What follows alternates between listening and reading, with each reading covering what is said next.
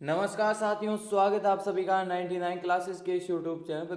दोस्तों हम देख रहे थे जो पशु परिचर भर्ती परीक्षा है 2024 के अंदर, उसके लिए दोस्तों आपके जो पार्ट बी के अंदर पशुपालन से संबंधित सामान्य ज्ञान के क्या प्रश्न पूछे जाएंगे 45। उसके लिए दोस्तों हमारी आज की क्लास रहने वाली है।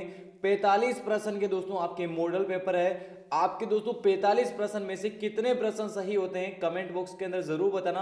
और ये 45 प्रश्न इतने ज्यादा महत्वपूर्ण है, सीधे के सीधे एग्जाम के अंदर छपने वाले प्रश्न है दोस्तों, बिल्कुल नए प्रश्न है दोस्तों, आपके एग्जाम के अंदर हूबहू छपने वाले प्रश्न है दोस्तों। इसीलिए मैं बोल रहा हूँ जो भी साथी पशु परिचर भर्ती के लिए तैयारी कर रहा है तो आपके लिए हमारा चैनल दी बेस्ट है। चैनल जरूर सब्सक्राइब कर लीजिएगा, वीडियो को लाइक कीजिएगा क्या, और अपने मित्रों के पास इस सेशन को, जो भी साथी पशु परिचर भर्ती के लिए तैयारी कर रहा है तो उसके पास आप इस सेशन को जरूर शेयर कीजिएगा दोस्तों। तो चलिए दोस्तों, आज की क्लास का पहला प्रश्न क्या बोला दोस्तों। पहला प्रश्न, चोकला भेड़ की विशेषताएं हैं। क्या है दोस्तों चोकला भेड़ की विशेषताएं? ये राजस्थान की मेरिनो कहलाती है। बिल्कुल, जो चोकला नस्ल की भेड़ है उसको राजस्थान की मेरिनो कहा जाता है, सही है। प्रतिवर्ष 1 से 1.5 से 2.5 किलो ऊन प्राप्त होती है। 1.5 से 2.5 केजी इससे क्या ऊन प्राप्त होती है, ये भी सही है। ये चूरू और सीकर जिले में पाई जाती है, बिल्कुल सही है दोस्तों। तो तीनों की तीनों जो विशेषताएं हैं वह सही है, किसकी? चोकला भेड़ की। अगला प्रश्न, पशुओं की विदेशी किस्मों में सर्वाधिक दूध द्वारा उत्पादित किया जाता है। बताइए दोस्तों, जो पशुओं की विदेशी किस्मों में से सर्वाधिक दूध किसके द्वारा उत्पादित किया जाता है? बताइए दोस्तों, किसके द्वारा? होलिस्टन फ्रीजियन के द्वारा। अगला प्रश्न, भेड़ का नर भेड़ा क्या कहलाता है? मोस्ट इंपोर्टेंट प्रश्न दोस्तों। जो भेड़ का नर होता है उसको भेड़ा है, उसको क्या कहते हैं? उसको कहा जाता है रेम। क्या कहा जाता है दोस्तों? भेड़ा को रेम। अगला प्रश्न, मुर्रा भैंस का उद्गम स्थल कौन सा है? बताइए दोस्तों, जो मुर्रा नस्ल की भैंस है उसका उद्गम स्थल है वह कौन सा माना जाता है? कौन सा? पंजाब। कौन सा माना जाता है दोस्तों? पंजाब। अगला प्रश्न, सुअर में संगम करने के क्रिया को किस नाम से जाना जाता है? कवरिंग, कपलिंग, ट्यूपिंग या सर्विंग? बताइए दोस्तों, जो सुअर में संगम करने की क्रिया को क्या कहा जाता है? कपलिंग कहा जाता है दोस्तों। क्या? कपलिंग कहा जाता है। अगला प्रश्न, एक संकर बछिया को प्रथम ब्यात की आयु होती है। बताइए दोस्तों, एक संकर बछिया की जो प्रथम ब्यात की आयु है कितनी होती है? मोस्ट इंपोर्टेंट प्रश्न, कितनी? 20 से 24 माह। कितनी होती है? 20 से 24 माह। अगला, भैंस में औसत गर्भधारण काल कितने दिनों का होता है? मोस्ट इंपोर्टेंट प्रश्न, 310 दिनों का। कितना होता है दोस्तों? 310 दिनों का। अगला, गाय के कृत्रिम गर्भाधान के लिए अनुमोदित तरल वीर्य की मात्रा होती है, कितनी होती है दोस्तों? ये होती है 2.0 ml। कितनी होती है? 2.0 ml। अगला प्रश्न, भारतीय गाय साहीवाल की औसत उत्पादकता है कितनी है दोस्तों? मोस्ट इंपोर्टेंट प्रश्न, एग्जाम के अंदर 100% पूछने वाला प्रश्न, 1217 किलोग्राम पर ब्यात। अगला प्रश्न, छोटे तन वाले पशुओं में दूध की आखिरी धारा को निकालने के लिए काम में ली जाने वाली विधि को क्या कहते हैं? क्या? चुटकी विधि। क्या बोलते हैं दोस्तों? चुटकी विधि। अगला प्रश्न, ब्याने के बाद गाय कितने महीने तक दूध देती है? कितने महीने तक? 10 महीने तक। कितने महीने तक एक बार गाय ब्याने के बाद? 10 महीने तक दूध देती है। अगला 10। अगला प्रश्न दोस्तों, दुग्धशाला में बर्तनों की सफाई करते हैं, किसके द्वारा करते हैं दोस्तों? जो गर्म जल होता है उसके द्वारा। अगला प्रश्न, घोड़े में पहचान हेतु टैटूइंग का उपयुक्त स्थान कौन सा है? मोस्ट इंपोर्टेंट प्रश्न। बताइए दोस्तों, घोड़े के अंदर जो टैटूइंग की जाती है उसके लिए उपयुक्त स्थान कौन सा माना जाता है? होठ की ऊपरी सतह को, जो आंतरिक सतह है होठ की, उसके ऊपर क्या टैटूइंग की जाती है। अगला प्रश्न, मुर्गी की किस नस्ल में वाटलेस, जिसे हम बोलते हैं गलचर्म, अनुपस्थित होते हैं? किसके अंदर होते हैं दोस्तों? किस नस्ल के अंदर ये होते हैं दोस्तों? बताइए। रेड कार्निंग्स के अंदर।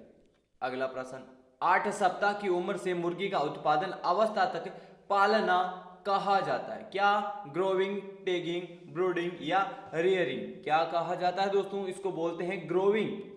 अगला प्रश्न, पशुओं में नियमित रूप से वर्ष में एक बच्चा होना प्रबंधन का सूचक है। किस प्रबंधन का सूचक है दोस्तों? ये है दोस्तों जनन व्यवस्था का।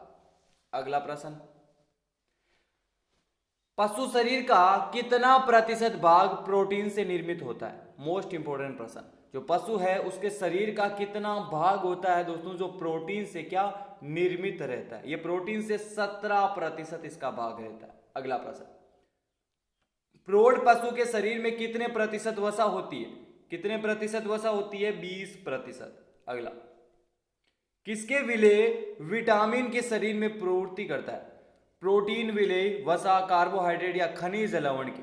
बताइए दोस्तों, किसके विलेय से होता है? ये होता है दोस्तों वसा के विलेय से।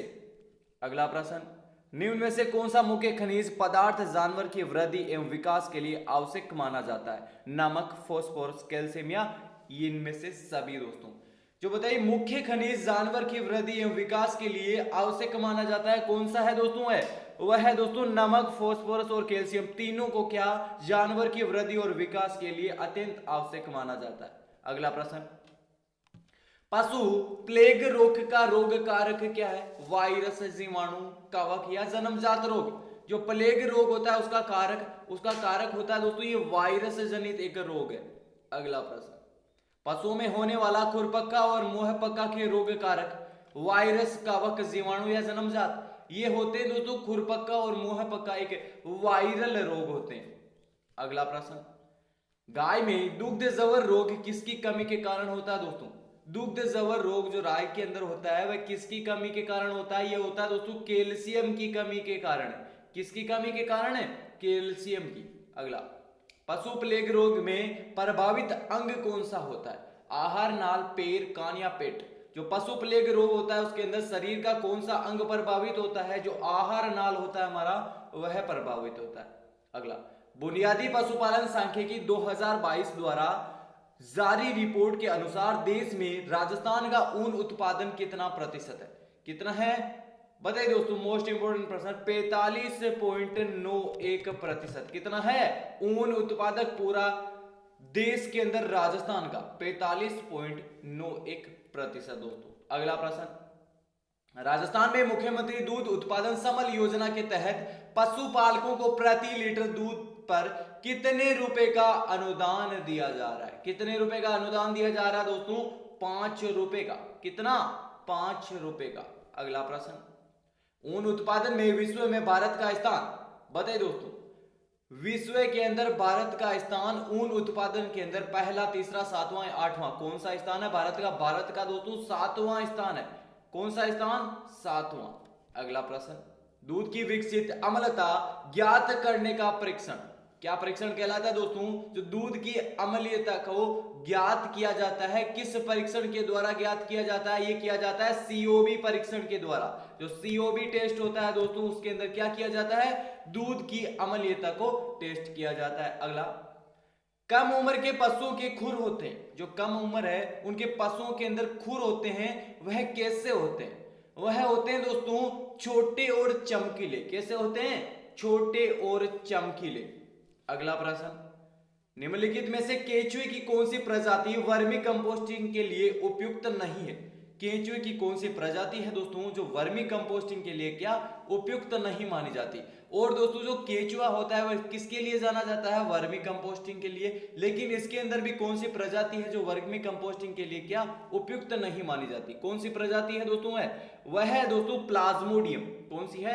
प्लाज्मोडियम। अगला, निम्नलिखित में से किस प्रजाति के शरीर का आकार छोटा होता है? मोस्ट इंपोर्टेंट प्रश्न। किसका होता है दोस्तों? एफिफिलिस का। ऑप्शन नंबर ए है वह क्या सही हो जाएगा। अगला प्रश्न, पशुओं की आयु ज्ञात करने का सबसे अच्छा तरीका कौन सा होता है? आयु ज्ञात करने का सबसे अच्छा तरीका दांतों के द्वारा। किसके द्वारा? दांतों के द्वारा जो आयु ज्ञात की जाती है दोस्तों वह सर्वश्रेष्ठ तरीका माना जाता है। अगला प्रश्न, सुअर की पहचान करने का तरीका निम्न में से कौन सा है? मोस्ट इंपोर्टेंट प्रश्न।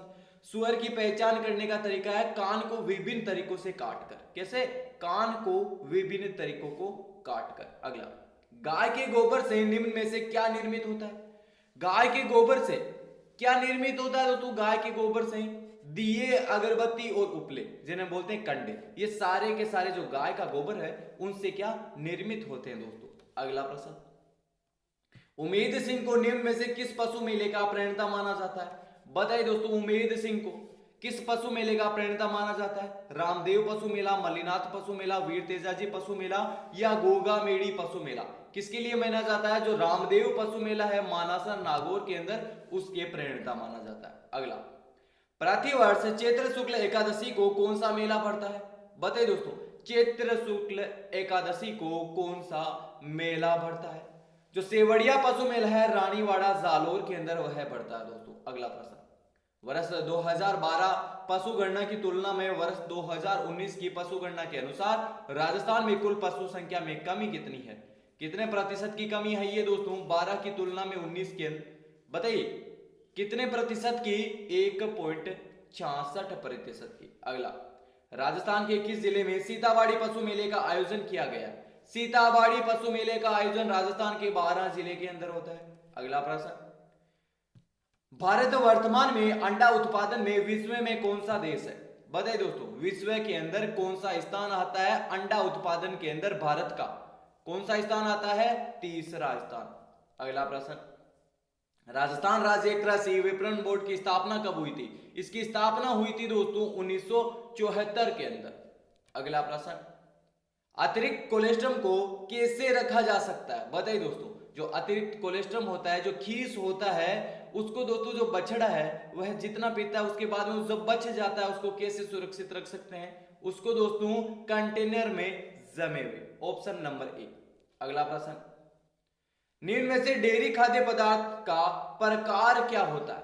बताइए दोस्तों, क्या होता है? पनीर और दही। क्या? पनीर और दही। अगला प्रश्न, स्थानीय नस्ल की गायों का रेड डेन नस्ल के सांडों से संकरण किस प्रोजेक्ट का एक भाग है? किस प्रोजेक्ट का है? इंडो डेनिस प्रोजेक्ट का एक भाग है। मोस्ट इंपोर्टेंट प्रश्न दोस्तों, काफी बार इस प्रश्न को मैं क्या रिपीट कर चुका हूं। अगला प्रश्न, विभिन्न गायों के कोलेस्ट्रम को मिश्रित करने का क्या फायदा है? बताइए दोस्तों, क्या फायदा होता है? विभिन्न गायों के जो कोलेस्ट्रम को एक साथ मिश्रित करने से जो एंटीबॉडी की व्यापक रेंज है उसके लिए मिश्रित किया जाता है। अगला, डेयरी गाय में गुणवत्तापूर्ण अग्रथन की भौतिक विशेषताएं क्या है?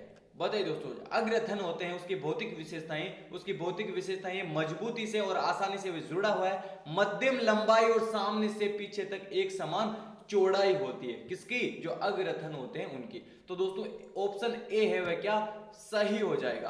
तो दोस्तों ये थे आज की क्लास के अंदर जो हमारे आपके भाग बी के अंदर पशुपालन से 45 प्रश्न पूछे जाएंगे, उसके लिए क्लास थी। 45 प्रश्न की में से कितने प्रश्न आपके सही होते हैं दोस्तों? आपको जो पशुपालन सामान्य ज्ञान है कितना आता है? 45 प्रश्न आपके आने वाले हैं, 45 नंबर के हैं।